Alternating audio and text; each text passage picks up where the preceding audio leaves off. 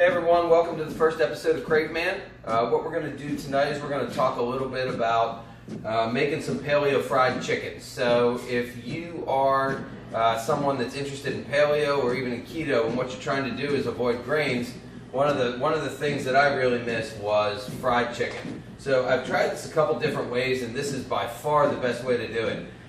With almond flour and a combination of almond meal. So you can buy this all in one bag, and it's an almond flour, almond meal, unblanched, or you can buy separate bags of almond meal and almond flour, and you can combine them together.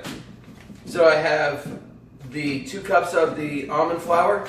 I have 3 tablespoons of the pink Himalayan salt. I have 1 teaspoon of this chipotle chili powder. And I have 2 tablespoons of this Cajun mix, which has pepper, it has some cayenne in it, it has paprika, and a little bit of salt. So what I've done is I've mixed all of these together, and they're on this plate right here. So what we're going to do is we're going to put the chicken into what's called a wash. In this wash, as you can see right here, it is half a can, so about 6 ounces of whole coconut milk. And 3 eggs, and that's beaten together. So the most important thing when you fry chicken is to get a good wash on this, because that's what's going to make the breading adhere. Over here I have a cookie sheet, and you'll also see sitting inside of it is basically what is a cooling rack for baking. And the reason that that's important is because if you don't do that, then the whole bottom of your chicken winds up soggy. So I guess if you're having people over to your house that you never want to have come eat again, don't do the rack, and you'll have terrible chicken, and they'll never want to come over again. If you do want to do it the right way, this rack is super simple, and you just put a little bit of olive oil on the top of it, and we're good. So what we're going to do first is we're going to take the chicken, I'm going to roll this in the wash, I'm going to take it out of the wash, I'm going to give it a quick roll in the almond flour, almond meal, and I'm going to set this on. What's going to happen as you go here, you'll see that I start to get what are called monster fingers, right? Because not only does the wash and the breading adhere to the chicken, it also adheres to my fingers. Okay, I have my oven set at 350 degrees, and at 350 degrees, bone-in chicken takes about an hour to cook. If you're doing boneless, skinless, it cuts it down to about 35 minutes, mainly because it takes longer to get the temperature up next to the bone. So as we roll through all of these and we get them up here on the plate, the other thing we're going to talk about tonight is what we're going to do for a side. And as soon as I'm done with this, some diced red potatoes with some onions. And what we're going to do is we're going to pan fry that. It's one of my kids' favorite things to eat. It's a super easy recipe to make. Let me get my monster fingers clean here. Additionally, the nice part about that is they also take right around an hour.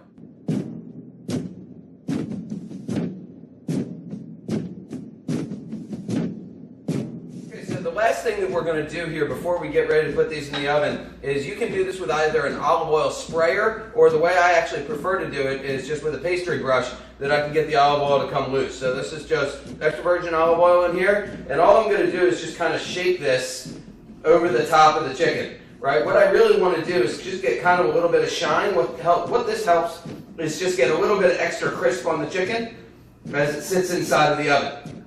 So again, it's not imperative that you do it, but if you're trying to get the closest thing to old home fried chicken that you used to do with regular almond flour, this is the best way to do it. So as I mentioned, what we're going to do for a side here is we're going to do something that takes about the same amount of time as the chicken, which takes about an hour. And again, these are one of my kids' favorites, and all I'm going to do is I'm going to take some red potatoes. I'm going to basically 12 them. I'm going to cut them in half, and then I'm going to cut them in half again lengthwise.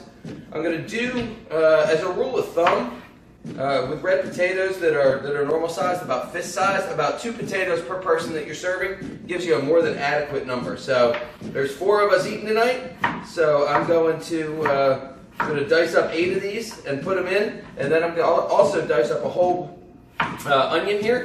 It's a whole white onion if you prefer red onion. All I'm going to add into here is some olive oil and some butter.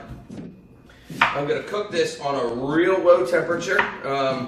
Everybody's stove is a little different.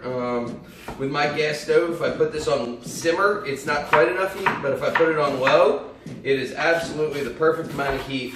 All we want to do is just kind of brown up the potatoes. This is kind of a labor of love. I gotta warn you ahead of time. It really does take some time to get it, but you wind up with this really nice southern smothered red potato with these onions in there.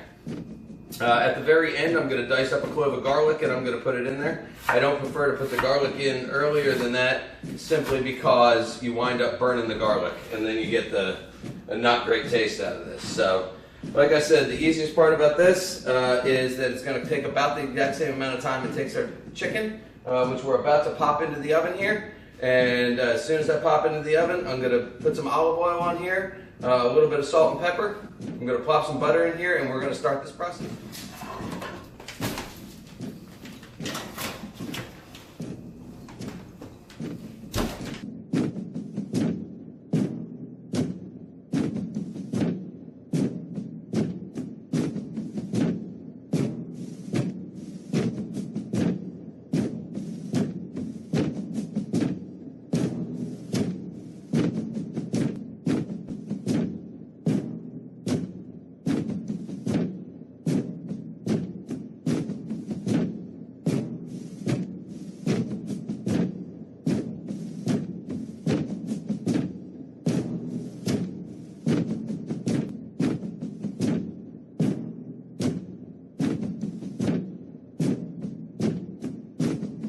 Okay, so I'm back with you. It took an hour and 6 minutes to get the temperature up to 170 degrees. So chicken is fully done at 165. I always bring it up a little, 5 degrees more. It's not going to dry out because of the way we're cooking this, but it's important to make sure that obviously safety is important, and especially with the bone-in piece. So what we're going to do right now is we're going to tent this for the next 10 minutes. Anytime you cook meat, in order to help reconstitute some of the juice back to the middle of the meat, we use a method called tenting. And what we're going to do, we're going to leave it right here on the rack.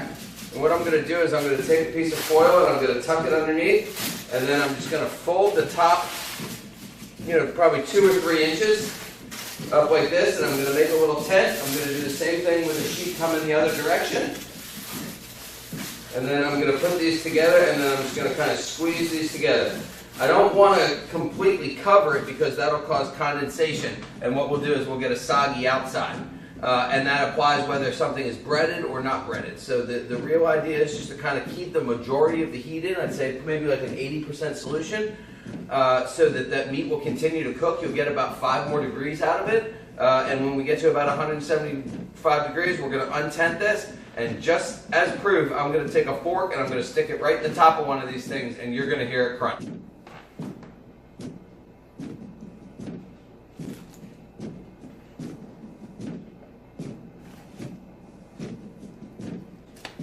Everybody, I hope you enjoyed the video. As you can see, we added some broccoli with a little bit of butter on here. If you're paleo, obviously you can take a little bit of coconut oil to season it up with a little bit of salt and pepper. Again, the roasted red potatoes came out really nice. They took me about the same amount of time. It took me about an hour to saute them. Just one comment, when you saw them go on in the beginning, that's one of those things that takes a lot of maintenance. Kind of like I said, it's a labor of love. You kind of got to work your way through it. I hope you enjoyed the video again. And if you're looking for this nice brown crust that I got on the chicken here, the last couple of minutes of cooking, if you just flip your broiler on, it'll give it a nice crust on the outside. And I hope you enjoyed the video. Like, comment, and subscribe. And thank you very much.